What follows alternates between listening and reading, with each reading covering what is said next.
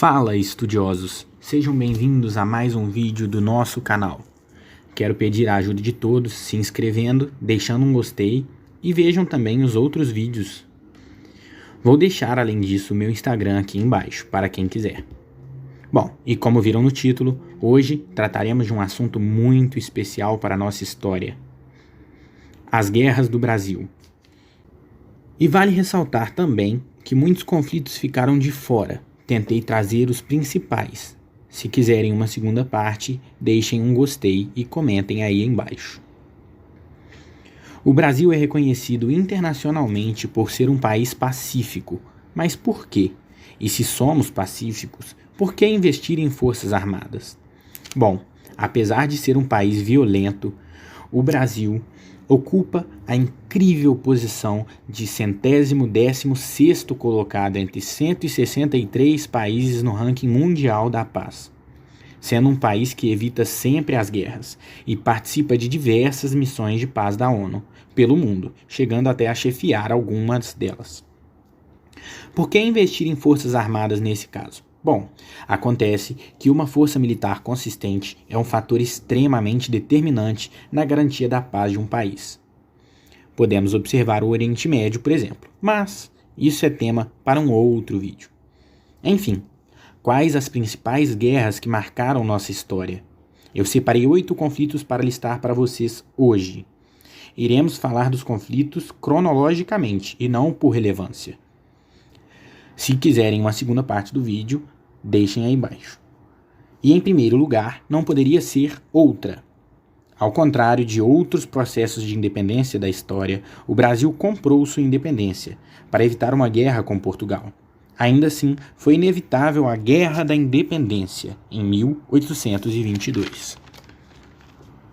A antiga metrópole reconheceu nossa independência, recebendo do Brasil 2 milhões de libras esterlinas. Ainda assim, muitos conflitos surgiram entre o imperador e algumas regiões contrárias à nossa independência, sendo elas o Pará, Bahia, Maranhão e Cisplatina, que hoje é o Uruguai. Temos um vídeo sobre nossa independência no canal, o link vai estar na descrição. Bom, dá para imaginar o final da Guerra da Independência. As revoluções foram contidas e o Brasil saiu vitorioso. Já em 1825, o Brasil se envolveu na Guerra da Cisplatina, um conflito contra aquilo que hoje conhecemos como Argentina, lutando pelo controle da Cisplatina, o atual Uruguai. Uma região que há muito era disputada. O conflito se estendeu até 1828 e no final nem o Brasil nem a Argentina conseguiram o que queriam, com a região se tornando independente sob o nome de República Oriental do Uruguai, que vocês conhecem hoje. Nesse caso, não ganhamos nem perdemos. Já partindo para o terceiro conflito do vídeo de hoje, falaremos agora da Guerra dos Farrapos, um movimento separatista que deu origem à República Rio-Grandense. Foi combatido pelo exército do Império Brasileiro. Esse conflito começou por volta de 1835 e acabou sendo derrotado em março de 1845. Os farrapos aceitaram o fim da guerra e a paz honrosa por meio de um tratado que ficou conhecido como Tratado de Poncho Verde. Entre agosto de 1864 e 1865, o Brasil viveu a Guerra do Uruguai.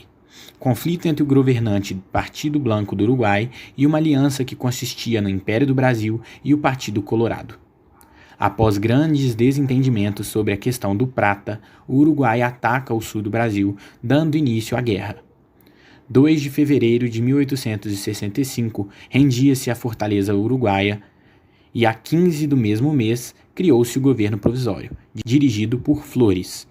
E são reconhecidas as reclamações brasileiras, o que no final se torna mais uma guerra vitoriosa para o nosso país. Conhecida como a Nossa Grande Guerra, provavelmente é a principal guerra da nossa história. Eu estou falando da Guerra do Paraguai, que sem dúvida vocês já ouviram falar. Teve seu início em dezembro de 1864. A guerra ocorreu principalmente pelo controle da Bacia do Prata, que pertencia à Tríplice Aliança, Uruguai, Argentina e o Império Brasileiro. Entretanto, o governante paraguaio Solano Lopes, com agressividade, buscou uma saída para o mar pelo Rio da Prata, uma vez que o Uruguai não faz fronteira com nenhum oceano. 200 mil soldados brasileiros participaram do conflito, que é o maior da história da América do Sul. A guerra teve seu fim em 1970, depois de 6 anos de conflito, e dela nós herdamos os patronos do Exército e da Marinha, uma difícil, porém lendária vitória brasileira. Se quiserem um vídeo sobre ela, deixem aí embaixo também. A chamada Guerra de Canudos, Revolução de Canudos ou Insurreição de Canudos foi o confronto entre o movimento popular de fundo sócio-religioso chefiado pelo conhecido Antônio Conselheiro e o Exército da República, que durou de 1896 e 1897, na então comunidade de Canudos, no interior do estado da Bahia, no Brasil. No final da guerra, as tropas federais dizimaram o exército de Canudos. Mais uma vitória brasileira. Um confronto ocorrido entre outubro de 1912 e agosto de 1916. Eu estou falando da Guerra do Contestado. Na ocasião, 7 mil soldados do Exército Brasileiro enfrentaram 10 mil homens, conhecidos como Exército Encantado de São Sebastião, pelo lado denominado rebeldes. O fim da guerra estabeleceu as fronteiras entre Paraná e Santa Catarina. O já prolongado conflito só veio a ter um fim quando as tropas do governo foram mantidas por mais de um ano em confrontos regulares contra a comunidade revoltosa. Para tanto, utilizaram de aviões e uma pesada artilharia. E mais uma grande vitória brasileira. E aí, sentiram falta de algum conflito? E as 2 guerras mundiais? Bom, pensei em fazer um vídeo separado sobre a nossa participação em cada uma das guerras. Se apoiarem a ideia, comentem aí embaixo. Queria poder falar de outros conflitos importantes, afinal, temos mais muitos que não foram listados aqui. Mas o vídeo ficaria muito longo. Se vocês quiserem, podemos fazer uma parte 2, como eu já disse. Mais uma vez, peço encarecidamente que deixem um gostei e que se inscrevam. Vou ficando por aqui. Muito obrigado por assistirem. Ah, e vale lembrar, algumas das fontes utilizadas no vídeo estarão aí na descrição, caso alguém queira conferir.